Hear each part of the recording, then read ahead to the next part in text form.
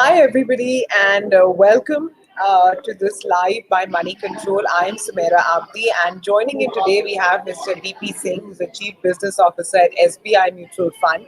And the reason we have invited Mr. DP Singh today to talk is we have just received data from the Association of Mutual Funds of India on the inflows or outflows into mutual funds for the month of March.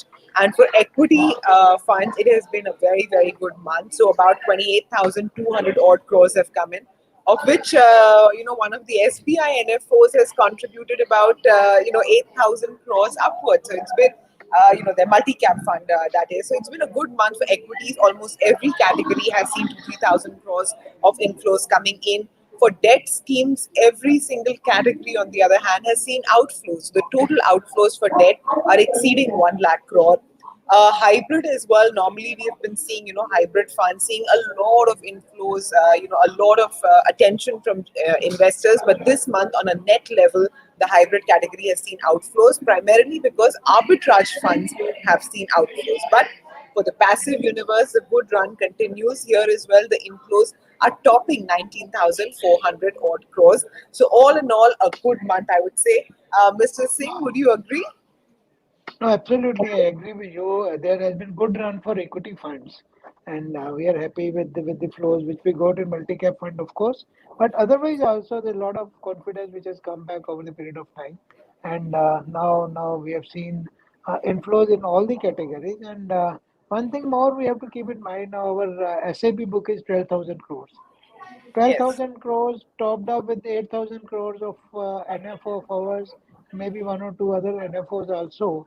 So net flows are actually not 28,000 crore. We have to look at the thing numbers little differently.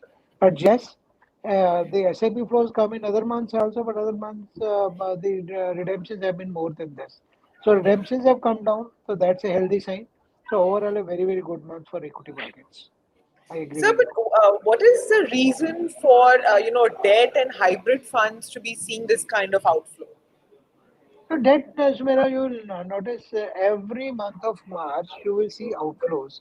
So many people who get out of debt funds because they don't want to show it in their balance sheets as investments, whereas they park money as a short-term money, but they show it as a bank deposit. They definitely redeem every March. And second is there has been the interest rates have been very volatile. People were looking at 2%, 3% returns. And some of the players book profits also because the unrealized profits are not taken as profits. So all those corporate clients, they book profits and they pocket the money and they come back again. And some of the money from debt funds have actually moved to equity funds also. That's another story. Maybe about 2 or 3 thousand would have gone there. So there's a natural phenomena. There's a every year phenomena. There's nothing abnormal about it. Yeah, so this month end, quarter end, year end vagaries are what a lot of the debt funds see. And actually, I would think that it would be liquid fund the most, and that has seen 44,000 crores.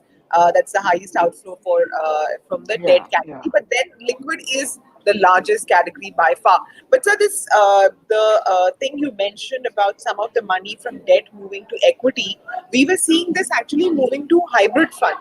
But that you think there is more risk on now amongst investors that they don't even want the relative safety of hybrid. They're moving straight away to equity. No, see what happens again. It becomes mutual funds are basically a B2B business. You will not find any distributor selling hybrid funds very aggressively. That the other studies also show for the distributors per se, especially so in the smaller towns, they means the mutual fund means the equity mutual funds. They move them a part of it to equity mutual funds. Hybrid they don't move much, and the in the hybrid category you talked about the arbitrage. That's a different story. But ideally it should be moving from debt funds to debt hybrids and equity hybrids or balance advantage funds rather than going to equity category. But I don't have the numbers. Maybe outflow is there.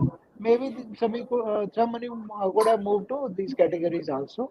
I've not seen those numbers. Okay. Fair enough. What is your take on the passive universe? I mean, month after month, we are seeing that it's keeping pace with the inflows that are coming into equity funds. You expect the passive universe to continue growing at this rate?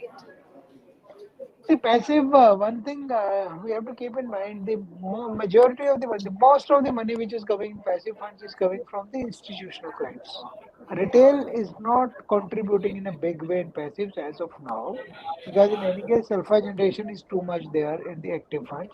But the all these provident funds, exempted provident funds, they keep on putting money only in passives because they don't have the approvals for putting money in active funds.